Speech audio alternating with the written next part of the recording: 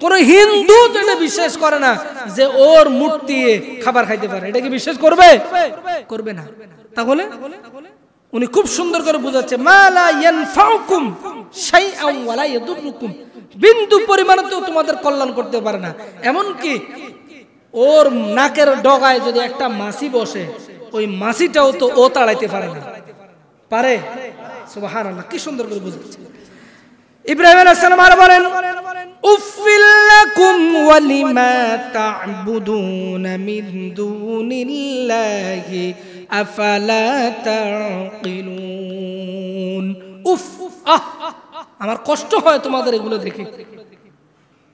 আজকে তোমরা জ্ঞান বিজ্ঞান আধুনিক যুগে মানুষেরা পদার্পণ করেছে, বিজ্ঞানের যুগেও এসেও মানুষেরা এখনো গাছের পূজা করে, মাছের পূজা করে, লতা পাতার পূজা করে, করে কি করে না? কোন লজিকে তোমরা এগুলোর পূজা করো? উফ, আমার কষ্ট হয় এগুলো দেখে তোমাদের। মা লা ইয়ানফাউকুম শাইআন ওয়া লা ইয়াদুররুকুম, তোমাদের কল্যাণও করতে পারে না, ক্ষতিও করতে পারে না।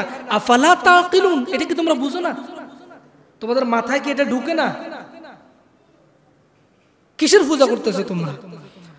ইব্রাহিম আলাইহিস সালাম আরো এইভাবে যখন জাতির লোকদেরকে বুঝাইতে চাইলেন, জাতির লোকেরা যখন আস্তে আস্তে ইসলামের দিকে ধাবিত হচ্ছেন, ইব্রাহিম আলাইহিস সালামের কথাগুলো যেন বিশ্বাস করা শুরু করলেন, তখন ওই যে নমরুদের মাথা গরম হয়ে গেল। নমরুদ পর্যন্ত খবর চলে গেল যে আমাদের গোত্রের ভিতরে একটা লোক নাম ইব্রাহিম, পিতার নাম আজর, ওই লোকটা নতুন ধর্মের দাওয়াত দিচ্ছে, আমাদের বাপ দাদার ধর্মকে সমাজ থেকে বের করে দেওয়ার জন্য চেষ্টা করতেছে।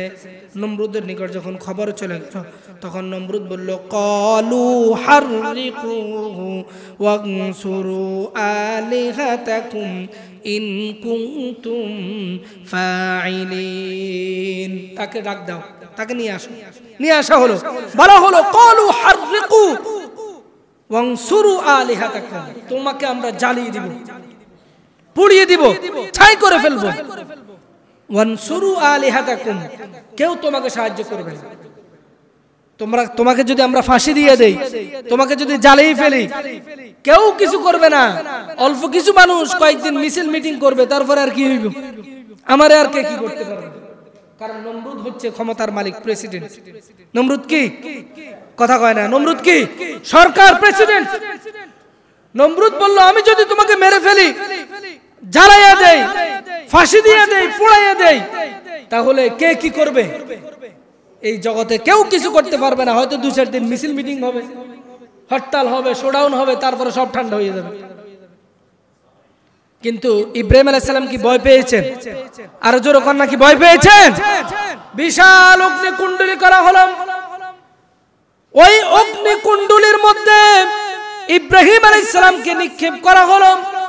আল্লাহ রাব্বুল আলামিন আগুনের প্রতি অর্ডার করে দিলেন, কুলনা ইয়া নারু কুনি বারদান ওয়া সালামান আলা ইব্রাহিম। আগুন আমার ইব্রাহিমের জন্য শান্তিদায়ক ঠান্ডা হয়ে যায়। সুবহানাল্লাহ। একবারে ঠান্ডা না, একবারে ঠান্ডা হলে তো বরফ হয়ে যাবে, আইস হয়ে যাবে, মানুষ মারা যাবে। বলছে শান্তিদায়ক ঠান্ডা হয়ে যাবে। নমরুদ ইব্রাহিমকে আগুনের মধ্যে ফেলাই দিল, আর বিশাল টাওয়ারের উপরে উঠে ইব্রাহিম আলাইহিস সালাম আগুনের মধ্যে জ্বলতেছে, এটা দেখবে, আনন্দ নেবে, মজা করবে। কিন্তু উপর থেকে তাকাইয়া দেখে ইব্রাহিম আলাইহিস সালাম আগুনের মধ্যে হাঁটতেছে। সুবহানাল্লাহ।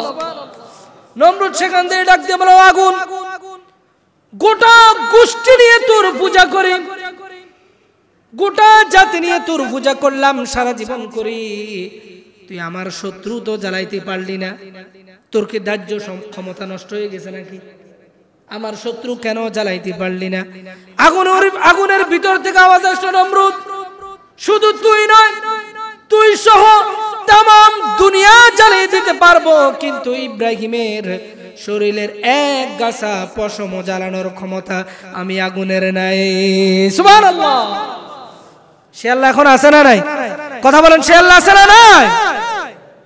আমার ভাইয়েরা, সে ইব্রাহিম আলাইহিস সালাম এইভাবে অনেক পরীক্ষা দিলেন। পরীক্ষা দেওয়ার পরে আল্লাহ তাআলা বলেন ওয়া ইযিবতালা ইব্রাহিম রাব্বুহু বিকালিমাতিন ফাআতাম্মাহুন্না ক্বালা ইন্নী জাঈলুকা লিন-নাসি ইমামা।